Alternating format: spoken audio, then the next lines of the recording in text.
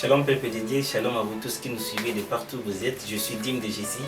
Bienvenue dans cette rubrique Dis-nous Pasteur où nous allons devoir expliquer quelque chose à propos de la pensée que le Seigneur nous a mise à cœur, qui est fondamentale pour que l'Église de Dieu, tout chrétien, puisse le savoir. Alors la thématique, ou si vous voulez, les thèmes que je propose tout de suite, c'est comment faire prospérer ton travail. Comment faire prospérer ton travail. Si vous lisez dans Proverbes chapitre 14, le verset 23, la Bible dit « Tout travail procure l'abondance, mais les paroles en l'air conduisent à la disette. » Et si nous lisons dans Proverbes chapitre 6, le verset 6, je peux lire au nom du Seigneur « Va vers la fourmi, paresseux considère ses voies et devient sage. Elle n'a ni chef, ni inspecteur, ni maître. Elle prépare en été sa nourriture. Elle amasse pendant la moisson de quoi à manger. Paresseux, jusqu'à quand seras-tu couché? Quand te lèveras-tu de ton sommeil? Un peu de sommeil, un peu d'assoupissement, un peu de croiser les mains pour un peu dormir, et la pauvreté te surprendra comme un rôdeur et la disette comme un homme en armes. La petite portion d'écriture que nous venons de lire nous amène à expliquer comment est-ce qu'il faut faire pour pouvoir prospérer son travail.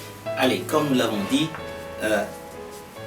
que faire pour prospérer dans son travail? Pour cela, j'ai prévu pour vous 4 éléments essentiels. Le premier élément, il faut savoir associer Jésus. Le deuxième élément, il faut savoir donner son temps à Jésus. Troisième élément, il faut travailler la journée et non la nuit. Quatrième élément, il faut avancer en plein eau. Le peu d'éléments que je viens de vous citer, peuple de Dieu, nous l'avons tiré dans le livre de Luc chapitre 5, le verset 1er. Si vous lisez, vous descendez un tout petit peu en bas. Là, on nous parle de Pierre. Pierre Simon, donc qui était un pêcheur de poissons. Pierre était en train de faire sa pêche normalement comme il fait toujours. Si on doit parler de Pierre en matière de pêche, on dirait que Pierre était comme une forme de docteur en pêche. Il avait l'expérience, il avait l'expertise de la pêche. Il savait donc qu'est-ce qu'il faut faire pour que la pêche puisse réussir. Il avait toutes les techniques possibles, il avait toutes les méthodes, il avait toutes les stratégies possibles pour pouvoir réussir sa pêche. Mais figurez-vous les amis, il est arrivé un jour où Pierre devait faire sa pêche comme d'habitude. Il a fait sa pêche toute la nuit. Or, selon les principes de la pêche, il faut pêcher pendant la nuit. Parce qu'on dit pendant la nuit, les poissons qui sont dans les profondeurs remontent en surface et on a la facilité de pouvoir les capturer. Et là, Pierre, il a fait son travail normalement comme il a l'habitude de le faire. Il a travaillé péniblement. Et la Bible dit, il n'a rien y arrivé le matin. Et donc, figurez-vous dans des conditions de vie telles que tu pars au travail, tu as pris le pain chez la maman qui vous donne le pain, tu n'as pas payé, et tu as donné à la maman pour qu'elle mette pour les enfants, pour que les enfants puissent au moins manger quelque chose.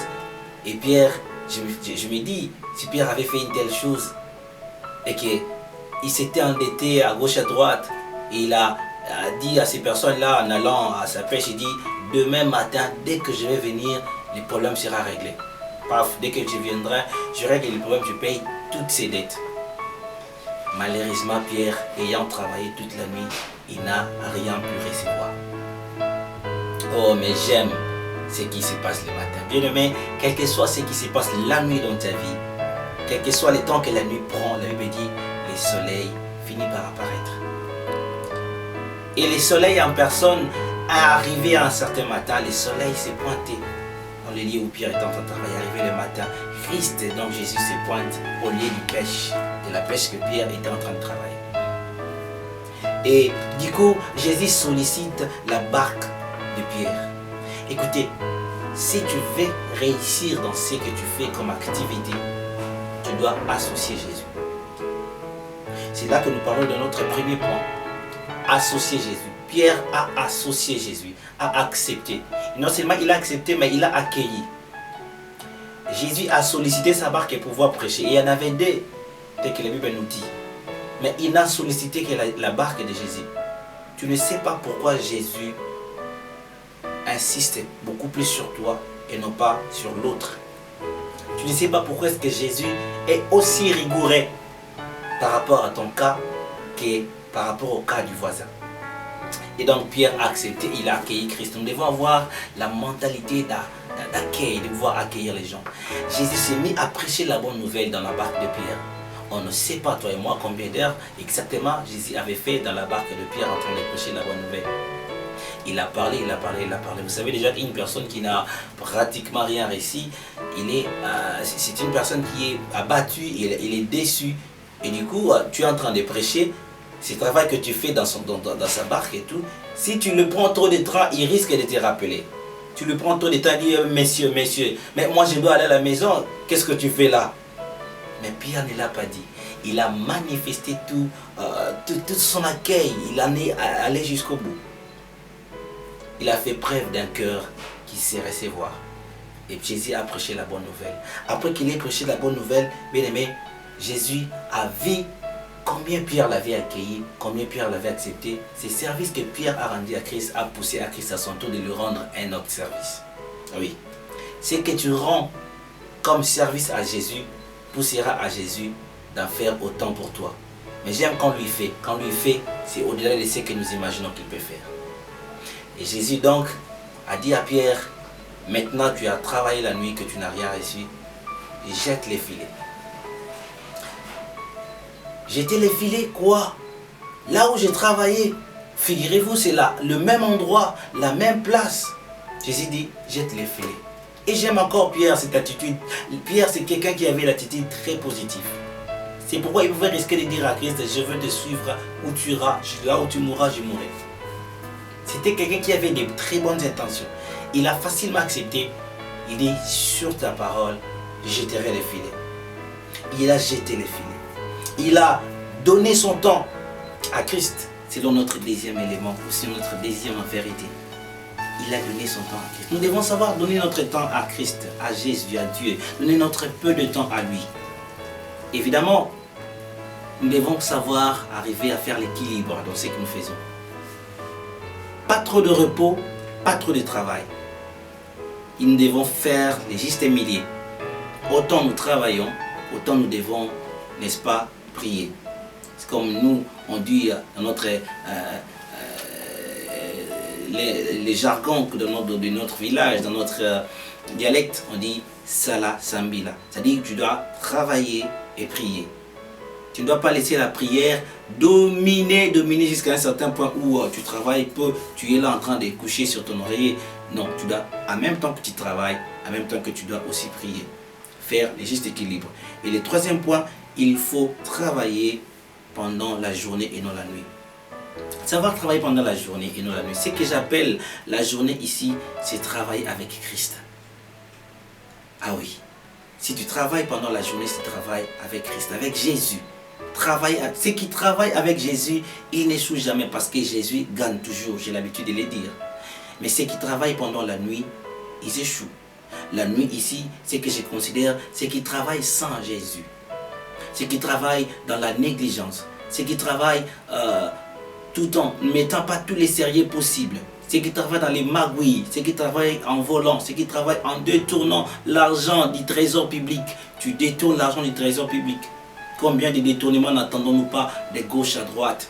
Tel a détourné l'argent et des sommes faramineuses. Ça, c'est travailler pendant la nuit.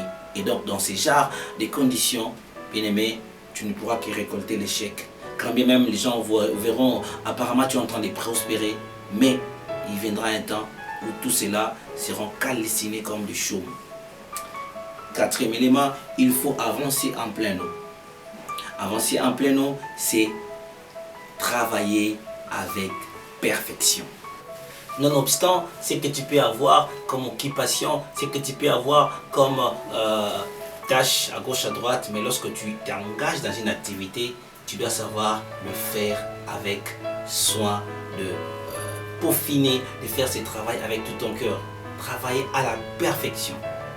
Je ne sais pas quelle activité tu fais, Je ne sais pas quel travail, dans quelle entreprise tu travailles. Je ne sais pas, tu es chef d'une entreprise, tu es mère dans une maison. N'importe laquelle activité que vous faites, vous devez les faire avec tout votre cœur. Vous devez les faire avec perfection. Si vous faites une activité avec tout votre cœur, vous le faites avec toute votre force, ce n'est que de cette manière-là que votre activité sera une activité que les gens vont tellement saluer, qu'ils vont tellement louer. Parce que vous le faites bien. Moi, je suis fanatique des choses qui sont bien faites. Tout ce qui se fait bien, j'aime bien. Mais tout ce qui se fait d'à peu près comme si on voulait, mais on n'a pas tellement bien accompli la tâche, j'aime bien quand c'est très bien fait. Nous devons avoir la culture de l'excellence. On ne doit pas aller vaille-que-vaille, on doit bien cibler notre point focus pour pouvoir donner un travail qui est digne, donner un travail meilleur, donner le meilleur de nous-mêmes. Et donc, bien aimé, si vous savez appliquer ces 4 éléments que je viens de vous citer tout à l'heure, vous serez en mesure de pouvoir faire prospérer votre travail. Car tout travail procure l'abondance, selon Proverbe 14, verset 23. Que Dieu vous bénisse, que votre travail soit béni et puisse prospérer avec Jésus. Que Dieu vous bénisse.